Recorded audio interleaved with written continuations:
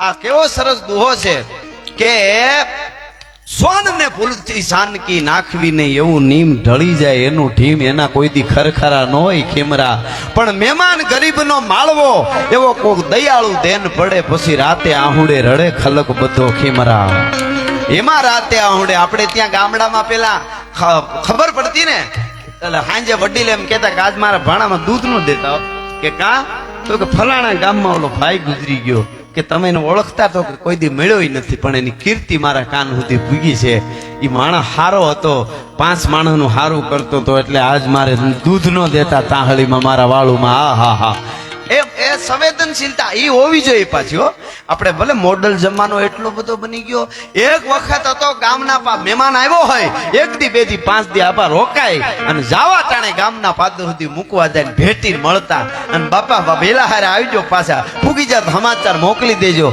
બેન જળજળી આંખોમાં આવી જાય મહેમાન આવ્યો હોય ને આવી જતા અને અટાણે સમસાણમાં બેઠા હોય તો બીડી હળગાવતા બેઠા બેઠા આમાં કઈ હતું નહીં આમ લાંબુ એ તો તારામાં ક્યાં છે એટલે સંવેદનશીલતાથી આકડે આગા વયા ગયા એટલે આપણી પાસે કાંઈ નથી હો એટલે જે સંવેદનશીલતાથી જે જીવ્યા છે એની જગતના ચોકમાં કાયમના માટે વાતો રહી છે અને એ કાયમના માટે પંડિતો ઓમકારનાથ કેવડું મોટું નામ યુવાનો કદાચ આપને ખબર છે એવડા મોટા સંગીતકાર દુનિયાના પંડિત ઓમકારનાથ જ્યારે કુંભના મેળામાં ગયા અને હાલ્યા જાય ધીમા ધીમા મેળો જોતા જાય એ વખતે તો આટલું બધું આ માધ્યમ સોશિયલ મીડિયાનું નહીં એટલે નામથી આખું ભારત ઓળખતું હતું પંડિત ઓમકારનાથને પણ આજ છે એ શેરાની ખબર ન હોય એટલી બધી અત્યારે સોશિયલ મીડિયાની જેમ ન હોય હાલ્યા જાય ને એમાં એક ભિખારી જેવો માણા અને દિલરૂબા વગાડતો તો બેઠો બેઠો એમાં મેળામાં ધક્કાધક્કી થયેલી તો બિચારો દિલરૂબામાં હાથમાં પકડીને આમ કરે પણ વગાડી ન હગે રોવે બેઠો બેઠો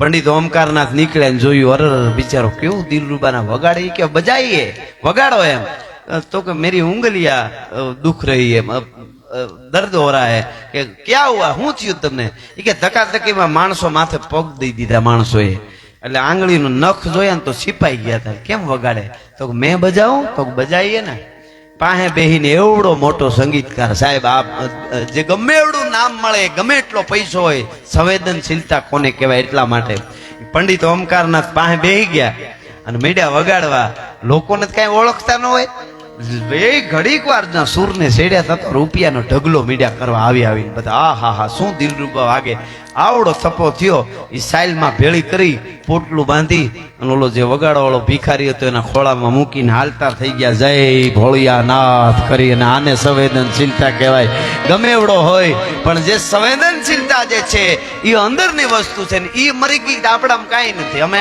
ગાડી લઈને ઘણા સમય પેલા કચ્છમાં જતા હતા અમારી ગાડી સ્પીડમાં જતી હતી એમાં કૂતરું દોડ્યું કૂતરું આમથી હાવ કરતું દોડે ને આપણે ખબર નહીં એનું શું હોય પણ આમ તો એના બજારાનું ગલુડિયાને પીસી નાખ્યા હોય ને ઘણા એની એક વાત વચ્ચે કહી દો મને આમ વાત પછી વાત આવે છે મજા આવે ઘરનો ડાયરો એટલે એક કહેવત છે તમે બધા સાંભળ્યું હશે હાથી નીકળ્યા બજાર કૂતે ભોકે 1000 એ તો બધાને ખબર છે હાથી નીકળે કૂતરા ભણતા પણ વાહેથી થોડીક લાંબી વાત મેં તમને મજા આવશે હા એટલે ટૂંકમાં હાથી બજારમાં નીકળ્યો પછી ઓલી ગાડી વાળી વાત કરી હાથી બજારમાં નીકળ્યો તો કૂતરા ભાંતા ભાંતા દોડ્યા ને હાથી ઉયો એમાં કવિ ઉયો આવે હામો કવિ આમ જોઈ રહ્યો આમ જોયો તો કૂતરા માં બહબાટી બોલાવે હાથી આયલો જાય હાથી પાછું વળીને જોતોય નતો આયલો જતો કૂતરા આવ આવ આવ નીકળ્યા ખહુરિયાન બઠિયાન મીઢિયાન બધા જે કાંઈ કાબરિયાન બધા ભાંતા જતા હતા એમાં કવિએ પૂછ્યું કે હાથી ઉભો રે ક્યાં જાય કે ઓલા બધા વાહે બહબાટી બોલાવે જવાબ તો દે તો કે એને કઈ જવાબ દેવાનો એ તો રીતે રાયરું કે પણ તે શું કર્યું એનું આમ એની કોઈની બર્ડ વીખી નાખી તો જરાય નહીં એ કે એની માં કૂતરી હુતી હોય ને તે કે પાણાનો ઘા કરી લીધો એવું કાંઈ તો કે જરાય કોઈ દી હામ હોય નથી જોયું પછી પૂરું તો કે તો આટલા બધા ભહે કા કે તો ખરો આનું કર્યું તે શું ગુનો આ ભહે છે તો કે બીજું કાંઈ નહીં એને તકલીફ એટલી છે કે હમણાં થોડા વર્ષ પેલા અહીં મદનીયું હતું અહીંયા અમારી પાસે રખડતું હતું કોઈ હામુય નહોતું જોતું એને બદલે અટાણે જ્યાં જાય ને દુનિયા હાર પહેરાવે હાથી પહેર્યો એ દુનિયા હાર પહેરાવે ને એ બિચારા જોવાતું નથી એટલે ભેહા કરે બીજું તેનાથી કઈ થાય નહીં બીજું તી શું કરી શકતો એટલે આવ કરી ભેહા કરે બીજું કઈ થાય નહીં એમ અમે ગાડી લઈને જતા હતા, કૂતરા ભોંતું બોતું દોડ્યું ને એટલે એટલી સ્પીડમાં કૂતરું આવ્યું ને અમારી ગાડી નીકળી, ગુમ કરતી ગાડી નીકળી ગઈ. પણ પાસે બરોબર પૂગ્યું ને પછી જે કૂતરે આમ કરે આમ ગુલાટ મેરી તમારા વગાડવા વાળા બધા મને કે ઓહો હો, કૂતરાને ભગવાને કેટલી સ્પીડમાં ગુલાટ મારવાનું એ કે ભગવાને શીખવાડ્યું એમ. કૂતરું કે માણસ હોય તો આવી જાય. મેં કીધું એ તમારી ભૂલ છે. મને કે ક્યાં? મેં કીધું આ જમાનામાં માણસ ગુલાટ મારે ને કૂતરાનું કઈ ન આવે, કૂતરે આપઘાત કરી જાય ભલા માણસ, એમાં હરીફાઈ કરી હોય ને તો કૂતરાને મેં કીધું વાર લાગે, આનું નક્કી જ નહીં કઈ કોની પાસે કેટલી ગુલાટું મારે એ કાંઈ નક્કી નહીં. હાવ જવા દ્યો. એટલે આપણે હારે ઠેકાણે ધ્યાન બગડી ન જાય, છોકરાને હારે ઠેકાણે હારા સંસ્કાર ને હારી વાતો શું કામ કેવી પડે છે? દૂધનું જ ધ્યાન રાખવું પડે. માતાઓ બહેનો બેઠા એને પૂછ્યો, એમને ખબર હોય સીબુ ઢાંક્યું હોય તોય કે બધું ખાટો હાથ નો અડી જાય આમ તેમ બધું. એઠવાડનું કોઈ ધ્યાન રાખવું પડે? કોઈ દી કોઈ કીધું કે એ બાજુ એઠવાડ પીડ્યો થોડુંક ધ્યાન રાખજો બગડી ન જાય. તો આપણે બગડી એ બાજુ હાલી તો હા એ તો હકીકત છે. એમ જે દૂધ છે છાસ માખણ ઘી છેવટે જેની હાલત હળગી હોય કદીએ કાણા નોય જેના કુળ દૂધડિયા કાગડા કુળ જેવા દૂધ જેવા ઉજળા જેના કુળ છે એની જગતના ચોકમાં વાતું મંડાય. એને સનાતન પરંપરાની પેઢી હોય, બાકી કેટલી પેઢી આવી ગઈ, કેટલા નકર્યા. આ નવરાત્રી હોય કે દિવાળી હોય કે રામનવમી હોય કે હનુમાન જયંતિ હોય કે ગમે ડીજે ચડાવીને અગાસી ઉપર ફૂલ દારૂ પીને ઢીંચક ઢીંચક આ તમને કરડે કાળોતરો નાગ. તમને ક્યાં હવે તમારી અમારે જઈને વાતો કરવી છે? તઈ આપણને વિચાર થાય કઈ ભારતીય પરંપરા હતી. શબ્દ બોલતા પહેલા વિચારે, વેણ બોલતા પહેલા વિચારે, કેમ કહેવાય કેમ નીકળાય. ફલાણો ભાઈ ભગત બાપુ એમ કહેતા કે ડાયો માણસ, સમજદાર માણસ, સારો માણસ કોકને ઠપકો દેવામાં હરમાય, પણ ખરાબ માણસ ખરાબ કરવામાં ન હરમાય. બોલો, ખરાબ માણસ ખરાબ કરી નાખે, એ ખરાબ કરવામાં ન હરમાય. ડાયો માણસ ઠપકો દેવામાં હરમાય. આજ તો કઈ જ દેવું, પછી કે આજ કેમ કેવું, આજ ફલાણા ભાઈ હતા કે રાઠોડ સાહેબ હતા કે જોશી દાદા હતા કે રાણીકભાઈ હતા અને એ હતા ને એમાં હું પછી ન બોલી ગયો, બાકી મારે કહી દેવું હતું. પછી કે આ વખતે કહી દે. પછી હું કે ખબર હવે આ વખતે એને બીજી વાર એવું કરે એટલે કહી દેવું છે. એની હિંમત ન હાલે. ઓલાને કઈ ફેર જ નતો પડતો. નાથ મોરડો ઓલે નહીં, એક જણાને બહુ સારી વાત છે, બે જણાને કઈક ઝઘડો થયો કે કઈ જે કઈ વાત હોય છે ને એમાં જજ પાસે લઈ ગયા ને એ હાવ નોખા નોખા ગુનામાં આવેલા જજ ની પાસે અને ઉભા રાખ્યા. આમાં જજે કહી દીધું કે આને ઓલો આ છે ને એને કે ગધેડા બેહારીને આખા ગામમાં ફેરવો. અને ઓલા એક બીજો ગુનેગાર હતો એને કીધું ભાઈ, એને એટલું જ કીધું જજે કે આવું કરાય, તમે ઉઠીને આવું કરો, હવે બીજી વાર ન કરતા. એટલું જ કીધું. બે વયા ગયા.